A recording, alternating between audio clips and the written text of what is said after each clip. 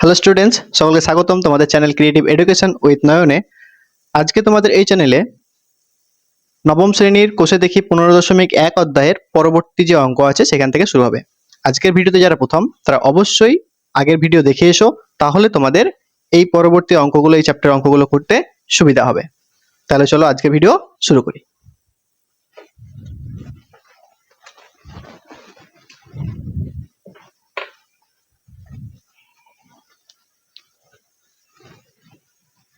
দেখো, চারের অঙ্কটাতে কি বলেছে, প্রত্যেকে তোমরা তোমাদের ক্লাস 9-এর গণিত বইয়ের 220 নম্বর পেজ বার করো এবং চারের অঙ্কটা আমার সঙ্গে সঙ্গে পড়ো। কি বলছে, প্রতি বর্গমিটারে 3.50 টাকা হিসাবে সমুদ্রের একটি বর্গাকার জমি চাষ করতে খরচ হয় 1400 টাকা। প্রতি মিটারে 8.50 টাকা হিসাবে 8.50 টাকা হিসাবে সমুদ্রের জমিটির চার ধারে একই উচ্চতার তারের বেড়া দিতে কত খরচ হবে হিসাব করি। তাহলে দেখো অঙ্কটাতে কি বলছে, প্রথমে বলে দিয়েছে যে এটা একটা বর্গাকার জমি, তার প্রতি একক বর্গমিটারে চাষ করতে খরচ হয়েছে 3.50 টাকা প্রতি এক বর্গমিটারে, কিন্তু আর টোটাল চাষ করতে কত খরচা হয়েছে 1400 টাকা। তাহলে এখান থেকে আমি বার করতে পারবো না যে আমার কতটা এরিয়া আমি চাষ করেছি, তার মানে ক্ষেত্রফল বার করতে পারবো। তাহলে ক্ষেত্রফল যখন বেরোবে তাহলে সেখান থেকে আমি কি বার করতে পারবো, ওই জমিটার বাহু বার করতে পারবো। তাহলে বাহু বেরোলে কি করতে পারবো, চারিপাশে পরিসীমা বার করে কত টাকা খরচা হয়েছে সেটা বার করতে পারবো। তাহলে চলো, আমি কি বলেছি, প্রথমে ছবি এঁকে আমাদেরকে বুঝতে হবে। তাহলে কি হচ্ছে, ধরো এইটা একটা বর্গাকার জমি,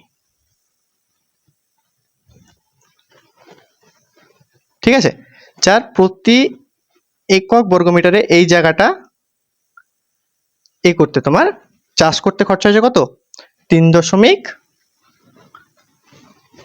টাকা। আর এই টোটাল জায়গাটা চাষ করতে কত খরচা হয়েছে বলতো, 1400 টাকা, তাই তো? এটাই তো হয়েছে। এইখান থেকে এবার আমরা বার করবো যে তাহলে টোটাল ক্ষেত্রফলটা কত। তা কি করে বার করবো, দেখো ঐকিক নিয়মে। দেখো 3.50 টাকা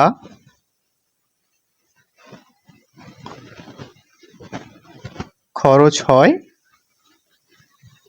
1 বর্গমিটার জমি চাষ করতে।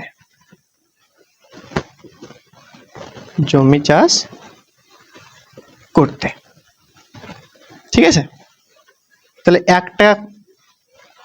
টাকা খরচ হয় কত, 1/3.50 বর্গমিটার জমি চাষ করতে। এতদূর বোঝা যাচ্ছে? তাহলে টোটাল জমি চাষ করতে কত টাকা খরচা হয়েছে আমার, 1400 টাকা। তাহলে 1400 টাকা খরচ হয় কত, নিশ্চয়ই এটার থেকে বেশি হবে, 3.50 গুণিত 1400 বর্গমিটার জমি চাষ করতে। তাহলে এটা সমান আমরা কি কাটাকাটি করতে পারবো, দেখো 1/350, যেহেতু নিচে দশমিক আছে সেই জন্য কি হবে, উপরে দশমিকের জন্য 1 আর দশমিকের ডান দিকে কটা সংখ্যা আছে, দুটো সংখ্যা আছে, সেই জন্য দুটো শূন্য গুণ হবে, গণিত 1400। তাহলে কি হলো, এই শূন্য কাটলো, ঠিক আছে। এবার দেখো 7 দিয়ে কাটবে, 7×5 35, 7×2 14, আর এই 0, 7×20 40। এবার 5 দিয়ে দেখো এটা কেটে যাবে, 5×4 20। তাহলে কত বর্গমিটার বেরোলো আমার, 400 বর্গমিটার। কোনটা বেরোলো, এই যে টোটাল বর্গমিটার কত বেরোলো, 1400 টাকা খরচা হয়েছে কত, 400 বর্গমিটারে চাষ করতে। তাহলে আমরা এবার বাহু কি করে বার করব, আমরা কি জানি যে বর্গক্ষেত্রের ক্ষেত্রফলের সূত্র কি, বাহুর স্কোয়ার। তাহলে শর্তানুসারে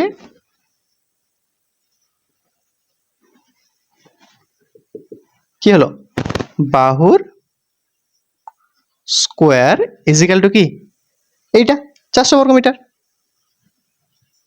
400, বা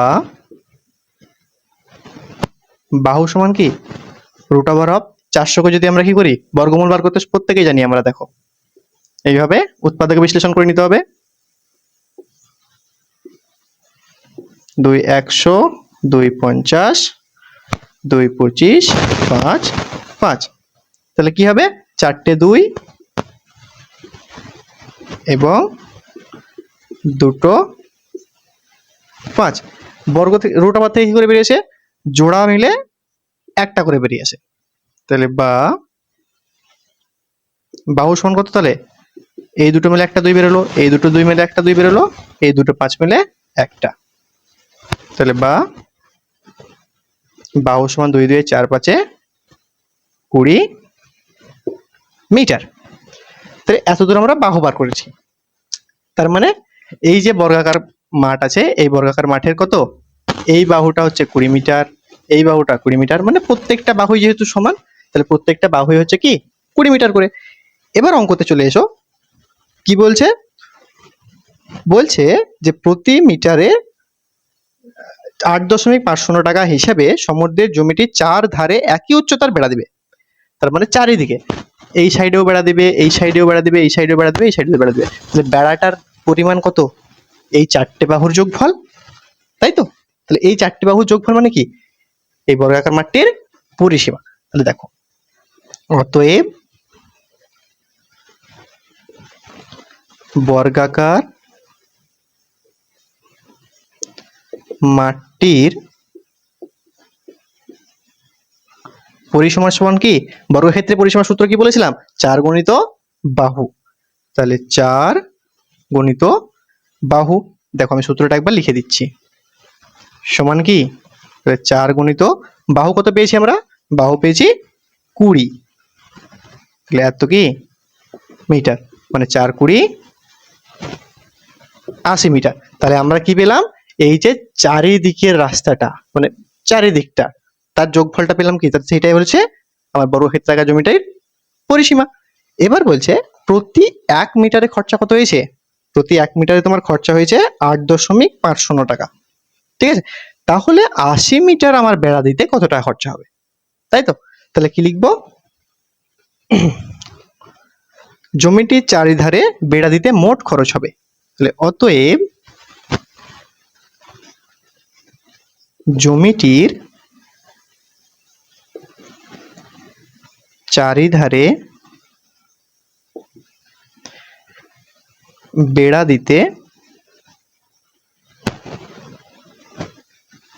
মোট খরচ হবে সমান কি? 1 মিটারে খরচা কত হয়েছে? 8.50 টাকা। তাহলে 80 মিটারে কম হবে না বেশি হবে বলো তো? বেশি হবে। তাহলে বেশি হলে কি হয়? গুণ হয়। তাহলে কি হবে? 8.50 গুণিত 80, এত টাকা। তাহলে কি করতে হবে? আমাদেরকে গুণ করতে হবে। তাহলে দেখো 8.50। অনেকে তোমরা দশমিকের গুণ দেখে ভয় পেয়ে যাও, কিন্তু ভয় পাওয়ার কিছু নাই। দেখো প্রথমে নর্মালি আমরা কি করবো? 8.50 লিখে দিলাম, তারপরে কি আছে? 80 আছে। তাহলে 80 গুণ করবো। দশমিকের দিকে প্রথমে কিন্তু আমরা তাকিয়ে দেখবো না। দেখো, শূন্যর সঙ্গে শূন্য গুণ করলে শূন্য, শূন্যর সঙ্গে 5 গুণ করলে শূন্য, শূন্যর সঙ্গে 8 গুণ করলে শূন্য, 8-এর সঙ্গে শূন্য গুণ করলে শূন্য, 5 8 40 শূন্য, হাতে থাকলো 4, 8 8 64, আর 4 কত? 68। তাহলে 6 10 8 68। যেমন নর্মাল আমরা যোগ করি সেরকম 0 0 0 8 6। এবার দেখো, যখন তোমার ফাইনাল অ্যান্সার তোমার গুণের হয়ে গেছে, তখন এবার আমরা যাব দশমিক। ঠিক আছে? দশমিকের ডান দিকে কতগুলো সংখ্যা আছে? যদি নিচেও দশমিক থাকতো তাহলে সেটাও কিন্তু আমরা কাউন্ট করতাম। তাহলে কতগুলো সংখ্যা আছে দশমিকের ডান দিকে? একটা, দুটো। নিচে তো দশমিক নাই, সুতরাং আমাদেরকে কাউন্ট করতে হবে না। তাহলে একটা, দুটো, তাহলে এই এককের দিক থেকে আমরা দুটো ঘর বাদ দিয়ে দিব। ঠিক আছে? মানে এক কথায় দশমিকের ডান দিকে যতগুলো সংখ্যা থাকবে, আমাদের যে ফাইনাল আনসার আসবে ততগুলো ডান দিক থেকে সংখ্যা আমরা বাদ দিব। তাহলে একটা, দুটো, তাহলে দশমিকটা এখানে বসবে। তাহলে দশমিকের ডান দিকে শূন্যের কোনো দাম নেই। তাহলে কত টাকা খরচা হবে? 680 টাকা। তাহলে সমান হলো 680 টাকা। বোঝা গেল?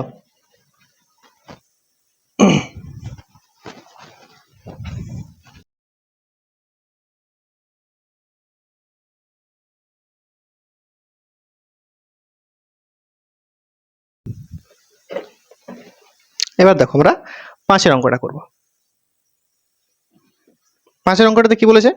দেখো, বলছে সুহাসদের আয়তাকার জমির ক্ষেত্রফল 500 বর্গমিটার।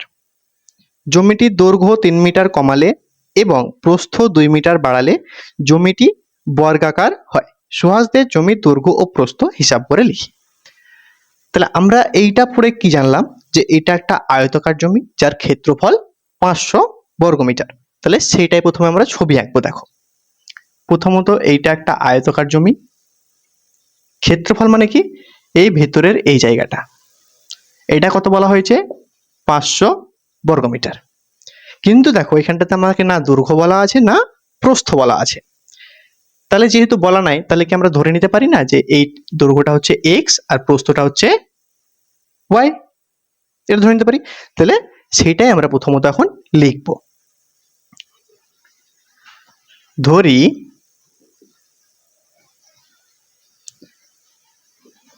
সুহাসদের আয়তাকার জমির দৈর্ঘ্য সমান এক্স মিটার। তাহলে কি হবে, সুহাসদের আয়তাকার জমির প্রস্থ সমান কি, ওয়াই মিটার। এটাই তো। তাহলে আমরা দৈর্ঘ্য ধরে নিলাম এক্স মিটার, প্রস্থ ধরে নিলাম ওয়াই মিটার। তাহলে আমাদের যে দৈর্ঘ্য আর প্রস্থ ধরে নিয়েছি সেইখানটা অনুযায়ী আমাদের ক্ষেত্রফল হওয়ার কি, আমাদের অনুসারে ক্ষেত্রফল হবে দৈর্ঘ্য গণিত প্রস্থ। যেহেতু আয়তক্ষেত্রের ক্ষেত্রফলের সূত্র হচ্ছে দৈর্ঘ্য গণিত প্রস্থ, তাহলে আমাদের ধরে নেওয়া অনুযায়ী ক্ষেত্রফল হচ্ছে এক্স গণিত ওয়াই, তাই তো।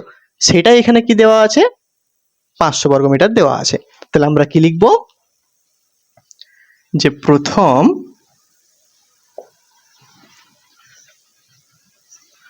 শর্তানুসারে কি X Y is equal to 500, এটা হচ্ছে আমার 1 নম্বর সমীকরণ।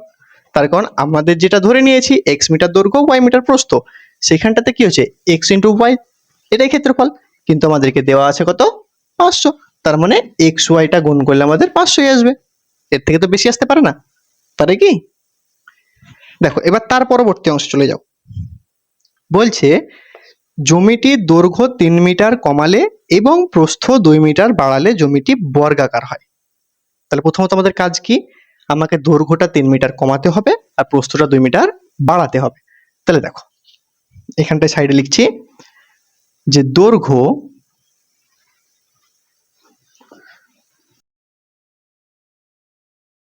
কমালে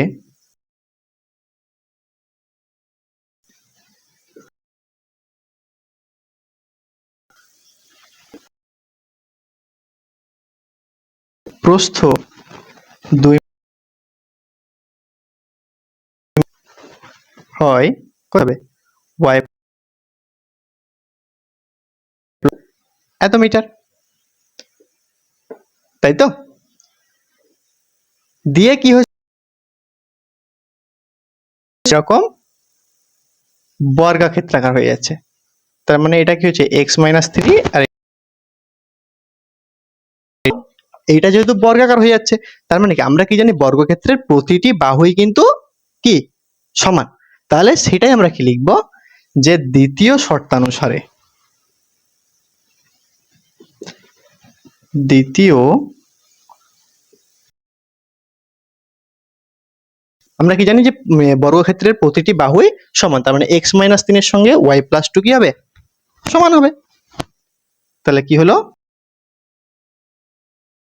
3 is equal to Y plus 2। দেখো এবার এখান থেকে আমরা সমাধান করব কি, এক্স ওয়াইটাকে চলরাশি কি হয়ে আছে, প্লাস হয়ে আছে, এদিকে এলে কি হবে minus Y is equal to, এদিকে তো 2 ছিল, এদিকে কি 3টা মাইনাস হয়ে আছে, এদিকে এলে কি হবে plus, plus 3 X minus Y is equal to কি হচ্ছে 3 আর 2 হচ্ছে 5। এইটা হচ্ছে আমার কি 2 নম্বর সমীকরণ। এবার দেখো এইখানে, এখান থেকে আমরা এক্স এর মানটা বার করতে পারি, ওয়াইটার মানও বার করতে পারি। বা এখান থেকে আমরা এক্স এর মান কি করে বার করবো, দেখো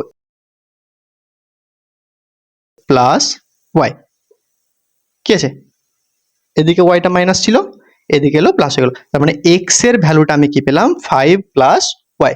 এইটা কি করব আমি 1 নম্বর সমীকরণে বসাবো। ঠিক আছে, তাহলে কি লিখবো দেখো,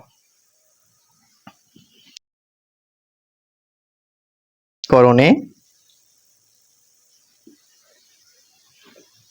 x is equal to 5 plus y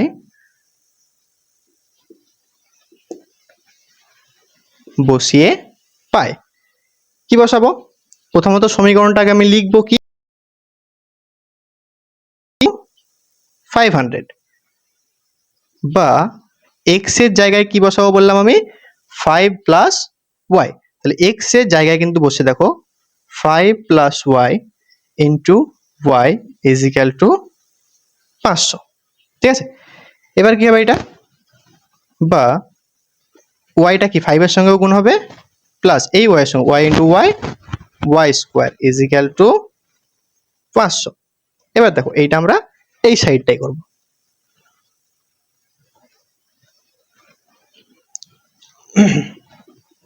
কি আছে এটাকে যদি আমরা সাজিয়ে নিই কি হবে দেখো, বা Y square plus 5y minus 500 is equal to 0। এই ক্ষেত্রে কি করলাম, এই যে 500টা সমান চিহ্নের ডান দিকে ছিল এটাকে আমি বাঁ দিকে নিলাম, তাহলে এইটা একটা সমীকরণ চলে এলো, তাই তো, উৎপাদকের বিশ্লেষণ যেটা। তাহলে কি হচ্ছে এটা দেখো, এটা কিভাবে 500কে আমরা ভাঙতে পারি কিভাবে 25 ইন্টু 20, তাই তো, এখানে কি আছে মাইনাস চিহ্ন আছে, এখানে আমাকে 5 নিয়ে আসতে হবে, এটা তোমরা ক্লাস 8-এ কিন্তু করেছো। দেখো, বা ওয়াই স্কোয়ার প্লাস 5 এর জায়গায় কি 25 minus 20 into Y minus 500 is equal to 0। কি করে উৎপাদক বিশ্লেষণ করে নিলাম, মিডিল টার্ম ফ্যাক্টর যেটা, ঠিক আছে, মিডিল টার্ম ফ্যাক্টর কি হয়, এই ডান দিকের এই যে সংখ্যাটা থাকে সেটাকে আমাকে উৎপাদকে বিশ্লেষণ করে এমন দুটো উৎপাদকে গুণ করতে হয় যেন তাদের যোগফল বা বিয়োগফল এই সংখ্যাটার সঙ্গে সমান হয়। এইখানে যে চিহ্নটা দেওয়া থাকবে সেইটা অনুযায়ী আমাকে বার করতে হবে। ঠিক আছে, এখানটা যেহেতু বিয়োগফল ছিল, বিয়োগ ছিল, সেই জন্য আমি বিয়োগ দিয়েই বার করেছি। এবার চলে এসো, এটা থেকে কি করে বার করবো দেখো, বা Y square plus 25 into Y 25y প্লাসে মাইনাসে minus 20 into Y 20y minus 500 is equal to 0। বা এই দুটো থেকে দেখো ওয়াই কমন আসবে, ওয়াই কমন নিলাম, এই দুটো থেকে এখানে কতগুলো ওয়াই আছে, দুটো ওয়াই আছে, তাহলে একটা কমন নিয়েছি, একটা থাকলো, এখানে ওয়াইটা কিন্তু কমন চলে এসেছে, কি পড়ে থাকলো 25, এখানে মাইনাস 20 কমন আসবে, তাহলে 20 কমন চলে এসেছে, কি পড়ে থাকলো ওয়াই, এইটা মাইনাস, তাহলে এটা কি হয়ে যাবে ব্র্যাকেটের ভিতরে প্লাস হয়ে যাবে, 20 ইন্টু 25 500 হয়, তাহলে 20 চলে এসছে কমনে, কি পড়ে থাকছে 25 ইজ ইকাল টু 0। এই দুটো থেকে দেখো এবার এইটা এইটা একটা সংখ্যা, এই দুটো থেকে কমন কোনটা আসছে y প্লাস 25টা কমন, বা y প্লাস 25 যদি কমন নিয়ে নিই কি পড়ে থাকছে এটার পড়ে থাকছে y, এটা কি পড়ে থাকছে মাইনাস 20 ইজ ইকাল টু 0। এবার দেখো এইটা তোমরা প্রত্যেকেই জানো যে দুটো জিনিস, দুটো সংখ্যার যদি গুণফল শূন্য হয় তার মানে প্রত্যেকটা সংখ্যায় কি একটা শূন্যের সমান। তাহলে এইটা থেকে আমরা কি করে বার করতে পারি দেখো না, y plus 25 is equal to 0, তাহলে y is equal two minus 25, এইটা থেকে কি y minus 20 is equal to 0, তাহলে y is equal two plus 20।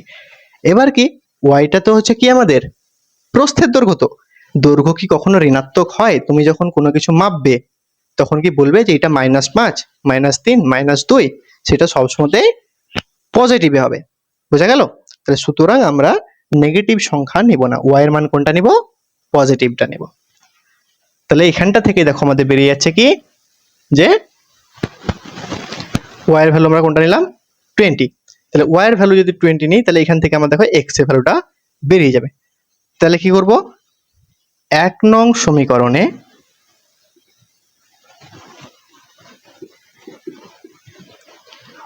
y is equal to 20 বসিয়ে y, ঠিক আছে, কি হলো, তাহলে x into 20 is equal to 500 বা x is equal to 500 by 20 is equal to 25, ঠিক আছে। তাহলে এখান থেকে আমরা কি বলতে পারি, অতএব সুহাসদের আয়তাকার জমির দৈর্ঘ্য ও প্রস্থ যথাক্রমে কত, দৈর্ঘ্য হচ্ছে 25 মিটার, প্রস্থ হচ্ছে 20 মিটার। তাহলে এখানে কি লিখবো, অতএব সুহাসদের আয়তাকার জমির দৈর্ঘ্য ও প্রস্থ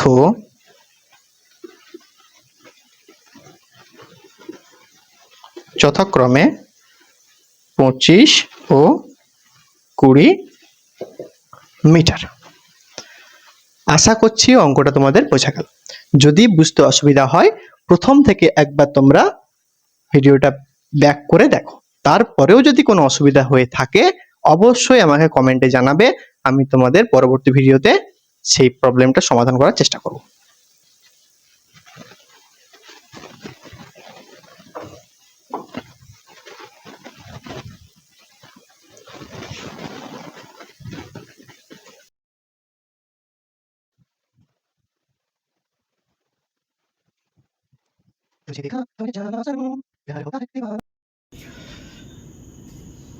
তোমাদেরকে প্রথমে সরি, আমি বুঝতে পারিনি যে ভিডিও কখন অফ হয়ে গেছিল, ঠিক আছে।